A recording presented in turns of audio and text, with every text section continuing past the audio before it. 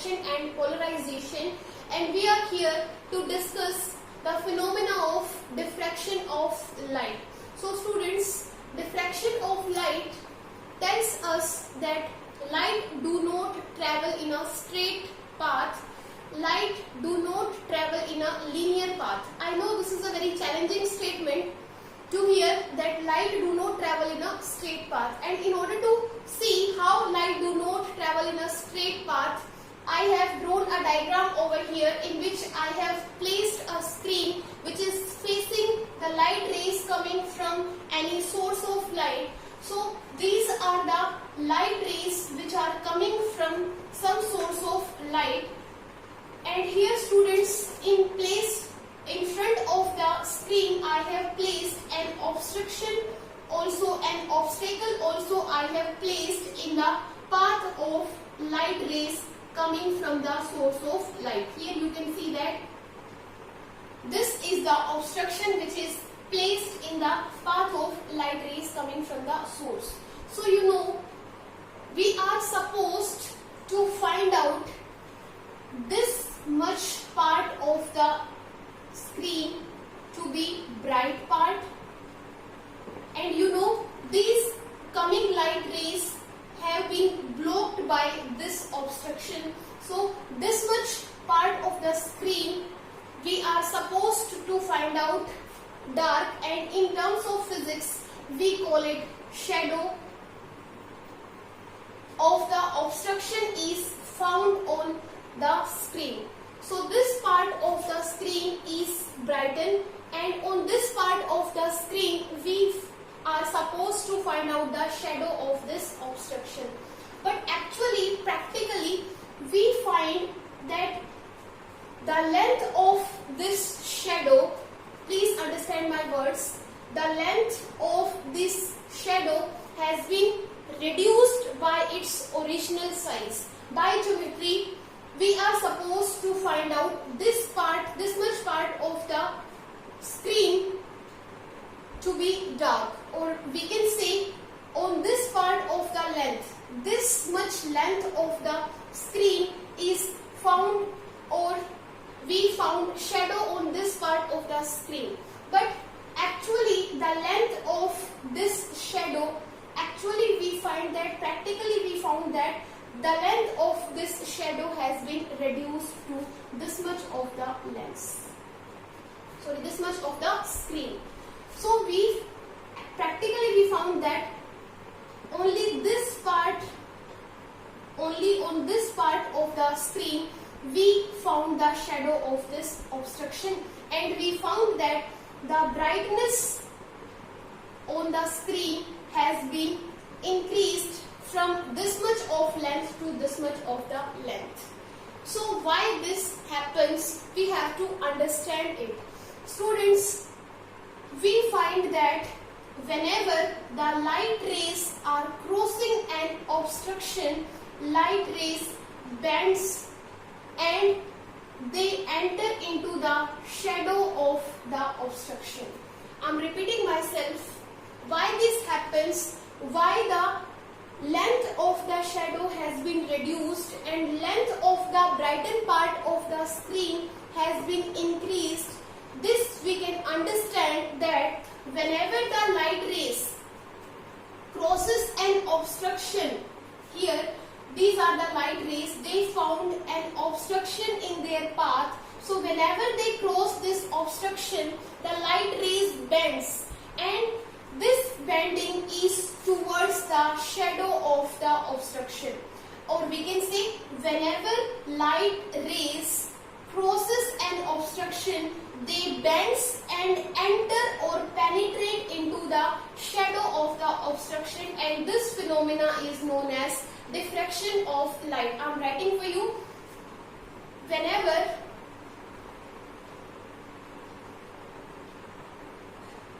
light rays crosses an obstruction,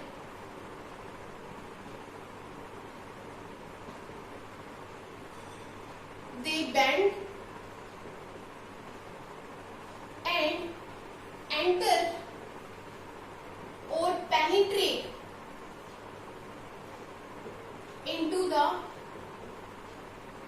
shadow of the obstruction or obstacle. This phenomena is known as diffraction of light. Please understand the phenomena of bending of light. Whenever it crosses an obstruction, the light rays bends and penetrate or enter into the shadow of the obstruction, and this phenomena is known as diffraction of light.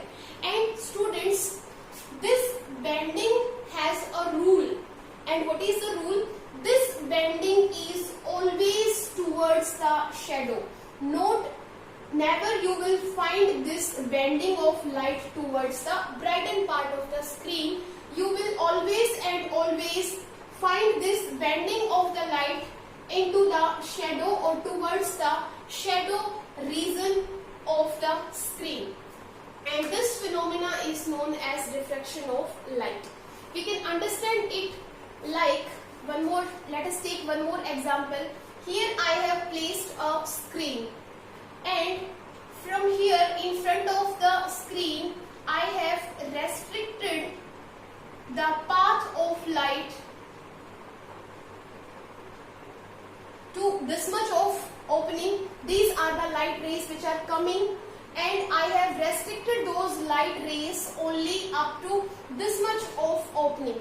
So this is the way, or in this path light rays will enter and reaches on the screen.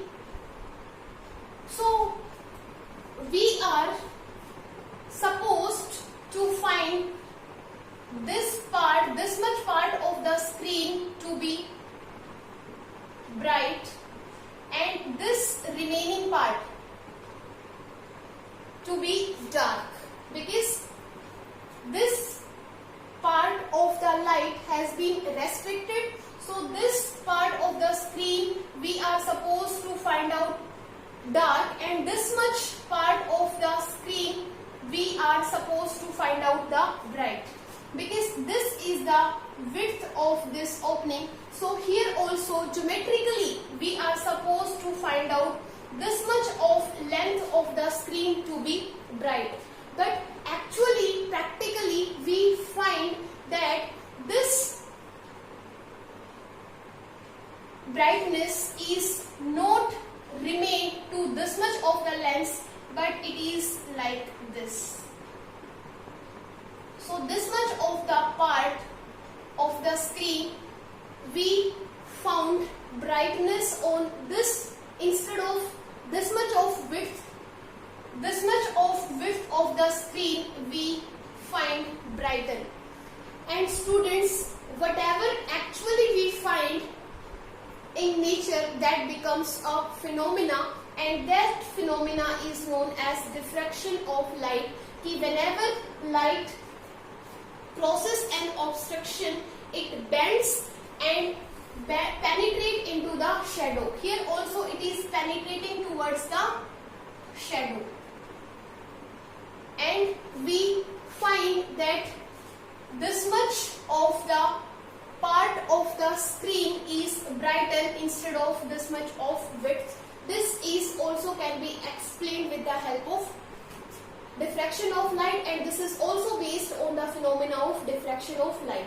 We can take another example. Instead of this, we can take a circular opening. Here this is a screen, and here there is a circular opening which allows the light rays to come from it and falls on the screen. So when light rays are coming from some source, only these light rays would be allowed to come in and these light rays would be restricted. So we are supposed to find out a circle of this much of size on the screen. But instead of this size of circle, we found that a circle of this much of size has been found on the screen, and we see here the bending of light towards the shadow on the screen, and this is also can be explained on the phenomena of diffraction of light.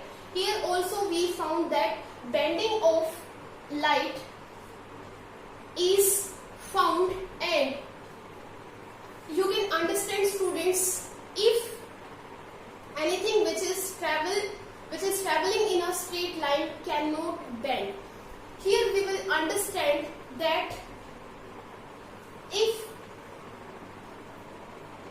something is bending or changing its path, that can only be understood with the help of wave nature of light. If I ask you why all this is happening, why there is bending in the light, why the light bends towards the shadow of the obstruction or obstacle, so this can only be understood that light has wave nature, light travels in the forms of wave.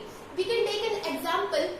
Suppose you have filled water in a room, and whenever you will open the door of the room, water will not come out in a straight path, in a straight line. It spreads in the form of waves. Here also light spreads and spreads in the form of waves only, because waves only can spread. Anything which is moving in straight line cannot spread. Waves only can spread. So we can say that light traveling in the form of waves, and that is here we are discussing in the diffraction of light, because light spreads, light travels in the form of waves, and therefore whenever light is coming through an opening, it spreads around the corners and it spreads in all the directions, just like Huygens told us that whenever their light is coming or passes through an opening, this part becomes secondary source and light travels in the form of secondary wavelets, and light travels in all the directions. So we say that light travels in the form of waves. It just spread out in all the directions, and that's why it bends and penetrates into the shadow of the obstruction, and this phenomena is known as diffraction of light. We can understand this spreading of light with some more examples, like I have taken 3 cases. These are the 3 cases I have taken in order to explain the phenomena of spreading of light, or in order to understand the spreading of light into different directions. Here you can see that this is the first case.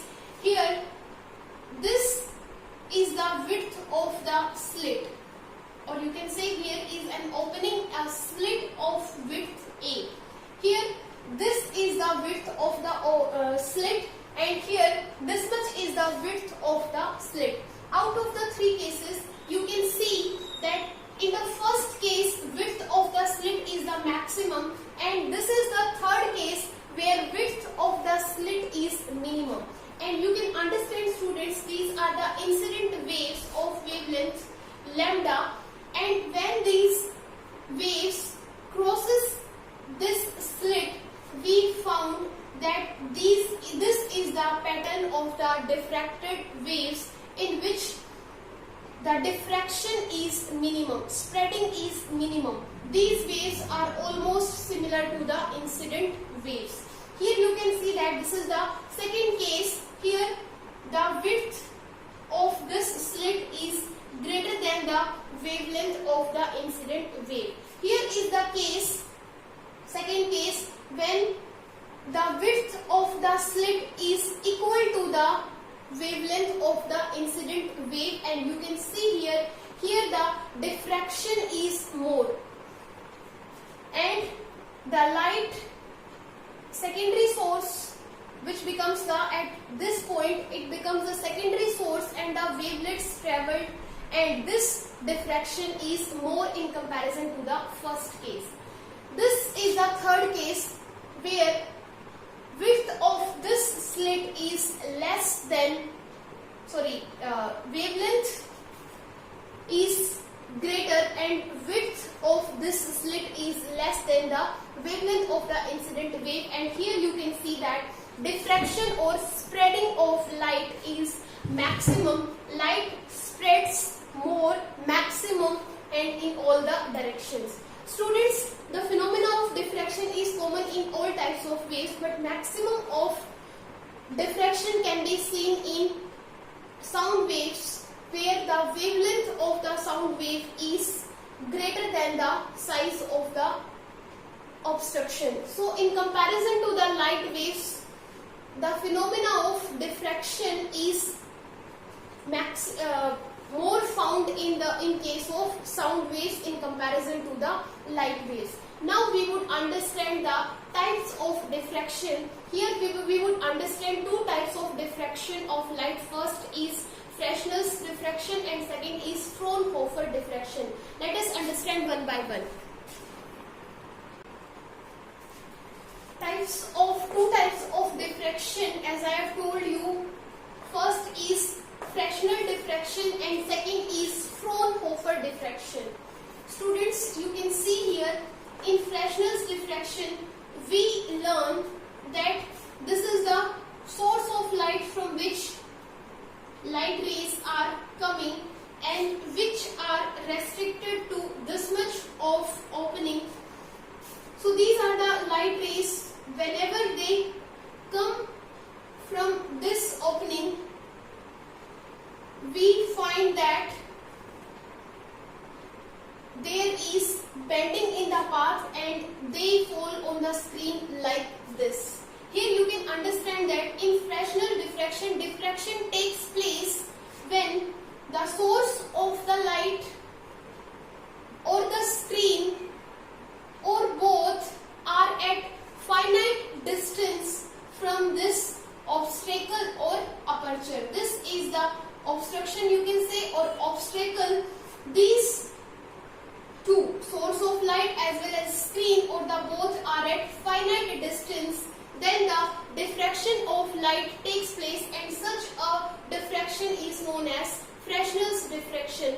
Here you can see that second is Fraunhofer diffraction, where you can see that source of light is not at finite distance. The source of light is at infinite distance. So the distance between the source of the light and the screen is infinite distance. Such a diffraction of light takes place and this type of diffraction is known as Fraunhofer diffraction. So diffraction of light takes place on the screen and we have found that light is diffracted by using a convex lens. And students, Fraunhofer diffraction we will study in the next topic.